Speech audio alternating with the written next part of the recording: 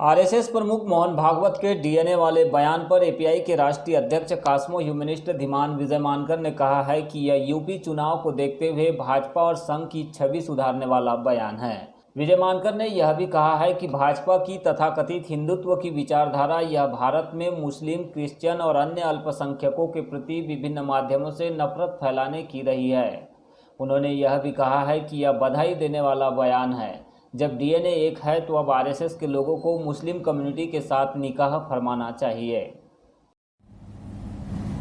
ये कोई image makeover का एक्सरसाइज नहीं है। पहली बात, संघ क्या है, 90 वर्षों से पता है लोगों को, वही संघ है। और संघ को इमेज की कभी परवाह रही नहीं, क्योंकि हमको बाकी कुछ करना नहीं है, सबको जोड़ना है, अच्छा काम करना है, तो रूप बदल के जाने की जरूरत हमको नहीं पड़ती। ये अगले चुनावों के लिए मुसलमानों के वोट पाने का भी प्रयास नहीं है, क्योंकि हम उस राजनीति में नहीं पड़ते। वोट की राजनीति, पार्टी पॉलिटिक्स, इसमें हम लोग नहीं पड़ते। हाँ, हमारी कुछ विचार है राष्ट्र में क्या होना चाहिए, नहीं होना चाहिए, उसके बारे में, और अब एक ताकत बनी है तो वो ठीक हो जाए, इतनी ताकत हम जहां लगानी है चुनाव में भी लगाते हैं, कि बात जरूर है। लेकिन हम किसी के पक्षधर है इसलिए नहीं, हम राष्ट्र हित के पक्षधर है।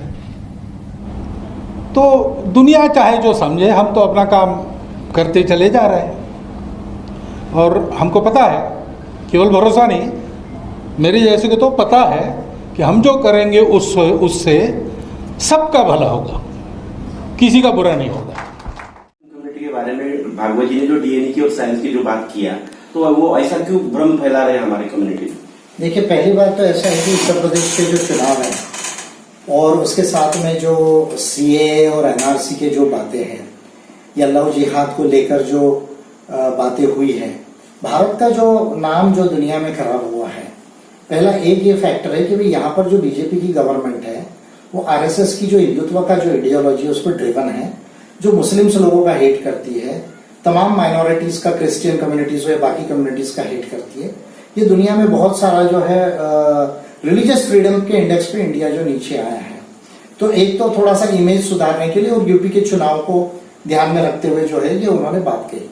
दूसरी बात, जहां तक भागवत जी बगैर स्टडीज की बात कह रहे हैं, क्योंकि डीएनए स्टडीज तो क्लियर हो चुकी है। उताह यूनिवर्सिटी 2001 में दामशाट का जो रिसर्च है वो, और 2017 का जो है यूडस्फील्ड यूनिवर्सिटी यूके का रायकाट का जो रिसर्च है, उसने इस बात को बियॉन्ड डाउट प्रूव किया है कि जो तथाकथित जो आर्यंस है, जो वर्णाश्रम धर्म घोषित करने वाले ब्राह्मणवादी है, वो जो है वो यूरेशिया का जो बेल्ट है, सेंट्रल साउथ एशिया का जो रीजन है, सेंट्रल एशिया से सेंट्रल साउथ एशिया होते हुए अफगानिस्तान होते हुए जो है वो इंडिया में है।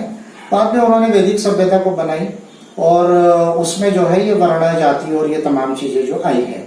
जहां तक विज्ञान की बात भागवत जी कह रहे हैं, मेरा तो स्ट्रेट कहना है कि भागवत जी ने विज्ञान पढ़ाई नहीं। ये तो कोरोना जब से उनको हुआ उसके बाद जो है वो प्रिंस आजम के साथ एक सेमिनार किया और वैक्सीनेशन की जरूरत है, सारा भारत जो है वो साइंस की वजह से ही जो है वो बच रहा है अभी भी, और मोदी गवर्नमेंट को खुद वैक्सीनेशन करना पड़ रहा है। तो इसलिए साइंस जो है वो अपनी कन्वीनियंस के लिए बोल रहे हैं। अगर साइंस भागवत जी ने पढ़ा होता तो सबसे पहले जो जगत मिथ्यम और ब्रह्मम सत्यम की जो कंसेप्ट जो ब्राह्मणिज्म में आती है उसको वो रिजेक्ट करते थे। जो वर्णाश्रम धर्म है, धर्म की संकल्पना है, मोक्ष है, आत्मा है, ये रूढ़ी परंपराएं है, ये जो होम हवन है, ये सारी चीजों को जो है वो रिजेक्ट करते थे। तो मैं समझता हूं कि ये वो अपने कन्वीनियंस के लिए कर रहे हैं। लेकिन by the way congratulations RSS के लोगों को कि अब जब भागवत जी ने कह दिया कि डीएनए एक है तो आप निकाह फरमा सकते हैं मुस्लिम कम्युनिटी के लोगों के साथ में। ये आपके लिए इजी हो गया है आरएसएस के लोगों